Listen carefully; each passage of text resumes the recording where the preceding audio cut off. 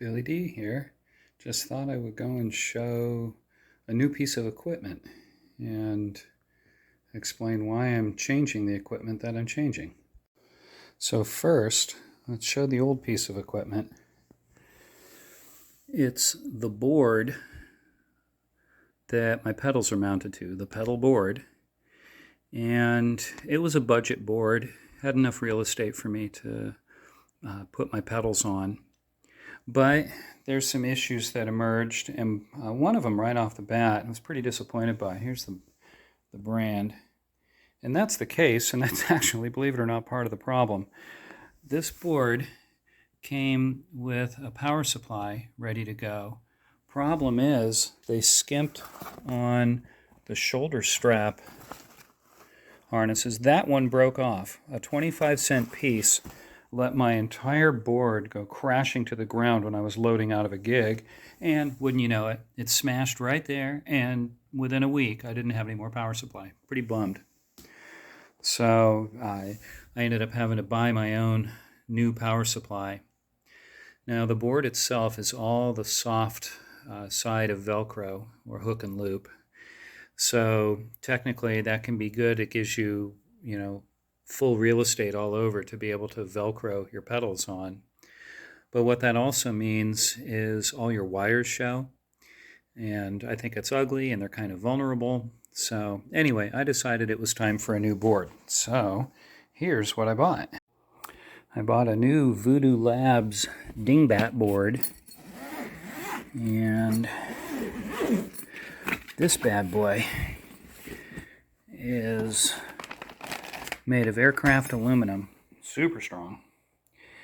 And you'll notice there's all these holes all over it. What that means is I'm going to be able to route my cables under the board. I'm also even going to be able to put the power supply itself under the board. It's the same brand, which Voodoo Lab, which ends up being convenient because they've got a space that perfectly fits for it. So I'm now about to configure my new pedal board. I haven't done that in a long time, so kind of excited. Alright, so here she is out of the case. See, it's a wedge style, so it angles back at you. Plenty of ports to go and plug stuff into and route stuff through. And the way this is going to work is my power supply is going to go right there. They've already pre-drilled the screw holes to where I'll remove 2 screws here and attach to the center bracket, and then they supply a side bracket. So power supply is going to be under. I love that. Alright, there we have it. It's power supply is mounted in, and I gotta say, already I'm very happy that I bought a matching brand of pedal board to go with my power supply, because the mounting kit worked perfectly, and that sucker is rigid. It ain't going nowhere. So we're off to a good start. And here's my board all configured. I don't know if the light's best for this, but anyway, yeah, I'm really happy. It's got a lot less wires showing. The only reason that wire shows is that these two are an either-or option. I'm either in this or I plug into this. They both are tuners, but the difference is this is a wireless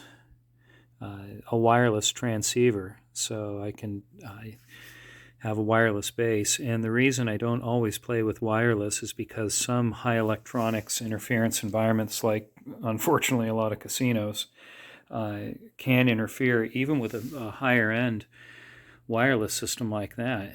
That's a digital wireless that automatically scans frequencies and tries to pick one with least interference. But even so if there's unacceptable interference, then I just quick plug into this regular tuner, and so I need to have that convenient. But yeah, that's what those two are. The next thing in the chain is compression, so that when I'm sending my signal, if I'm playing with a variety of attacks, if I'm playing extra hard, I might be spiking my signal that could be off-putting to a sound person and to the sound that they're making for the casino or the venue.